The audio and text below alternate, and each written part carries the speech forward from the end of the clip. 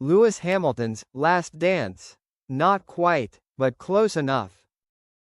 Well, folks, if you thought Lewis Hamilton's fairy tale move to Ferrari was going to be all checkered flags and champagne showers, think again. Because here we are, in the not-so-glamorous reality of 2025, where the red suit is sharp, the car is shiny, the Instagram likes are booming, but that elusive 8th world title still playing hard to get. Now, here's the kicker. According to ex-F1 driver and all-round paddock pundit Johnny Herbert, 2026 is it. The grand finale.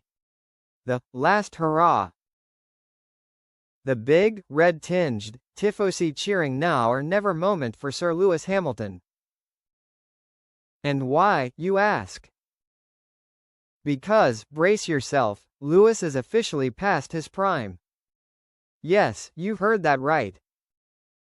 The man who once made pole positions look like a casual Tuesday jog is now 40 years old, and while most of us at that age are just trying not to throw out our backs doing laundry, he's still out there clocking in lap times that would make mere mortals weep.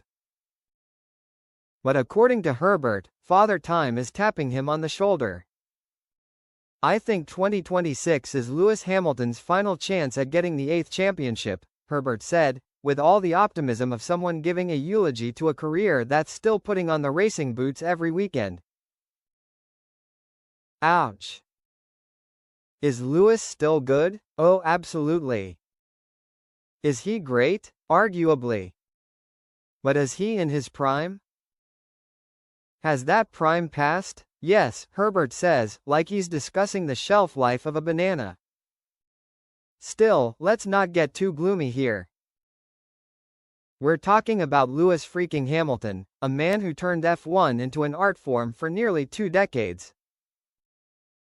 7 titles. 103 wins. And more comebacks than your favorite rock band. But yes, 2026 does feel like a looming final chapter. And not because Lewis isn't capable, but because the window of opportunity is starting to fog up. Especially now that he's sharing the garage with Charles Leclerc, Ferrari's golden boy and local heartthrob.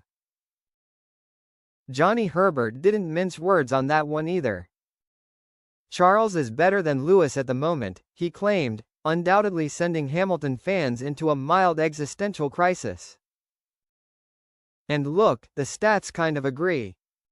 While Lewis has shown glimmers of brilliance, Leclerc has been consistently excellent, like, annoyingly so. Smooth, fast, media trained within an inch of his life. The guy's basically a prototype for modern F1 success. So even if Ferrari pulls its act together and gives them both a rocket ship, Lewis' biggest obstacle might not be Max Verstappen or Lando Norris. It might be the guy on the other side of the garage. Cue dramatic music. Now, let's talk about why Lewis left Mercedes in the first place. Because honestly, it wasn't just about switching uniforms. It was about reigniting that fire. That hunger. That Senna-esque edge. Herbert noted that Lewis was losing motivation at Mercedes, which, when you're used to dominating the sport, kind of makes sense. The car became a yo-yo. One weekend it flirted with pole, the next it couldn't outrun a tractor. Frustrating doesn't even begin to cover it. Lewis, ever the perfectionist, looked like a man trapped in a lukewarm sequel. So what did he do? He pulled the ultimate F1 plot twist and signed with Ferrari. The team of legends. The Red Dream. The prancing horse that's been galloping in circles for the better part of a decade. Still, it was a bold move. A symbolic reset. And for a moment, just a moment, it looked like the magic was back. Remember China? That glorious sprint win? Fans were foaming at the mouth. Twitter, sorry, X, was melting down. This is it, they cried. Ferrari is back, baby. And then reality returned like a badly timed pit stop. Since that fleeting moment, it's been all meh. Not terrible. Not amazing. Just average. Which is fine if you're AlphaTauri. Less so if you're Lewis Hamilton, chasing an 8th world title in the blood-red overalls of Maranello. Leclerc, meanwhile, has been quietly putting together a tidy little season. Strong. Consistent. Exactly what Ferrari needs, and exactly what makes Lewis' life harder. Because in F1, your first rival is always the guy in the same colors. And at the moment, Charles is the one making fewer mistakes, getting better results, and generally looking like the teacher's pet who actually did the homework. So where does that leave Lewis? According to Herbert, in a tight spot. The Ferrari is the 3rd or 4th best car, he said. It's almost there. But not quite.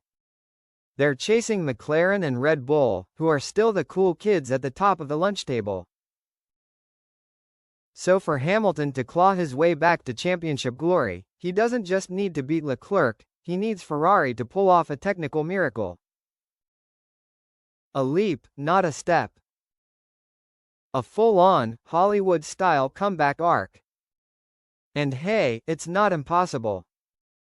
This is Formula One, after all, where overnight upgrades can change everything and a wet qualifying session can turn the grid upside down. But even with all that chaos, one truth remains: the clock is ticking. By 2026, the regulations will change again.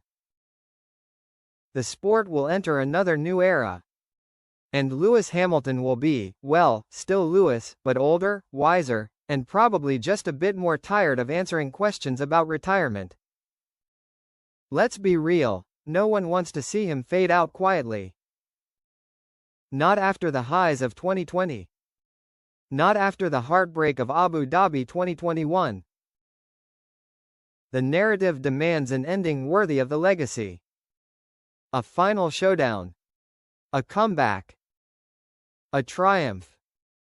Or, dare we say it, a noble failure that still feels epic. What we don't want. Another season of almosts. Another, if only the upgrades came sooner, situation. Ferrari and Hamilton need to align like planets. Because if Johnny Herbert is right, and 2026 really is the last shot, then it better be one hell of a shot. Lewis has nothing left to prove, his place in history is secure. But for someone as driven as him, that 8th title is personal. It's the full stop at the end of a wild, genre-defining sentence. Will it happen? Who knows? But one thing's for sure, we're going to enjoy the ride. Whether it ends in glory, heartbreak, or something in between, Lewis Hamilton's final chapter, maybe, is shaping up to be one for the books. So buckle up. Because if this really is his last dance, he's not going down without one hell of a show.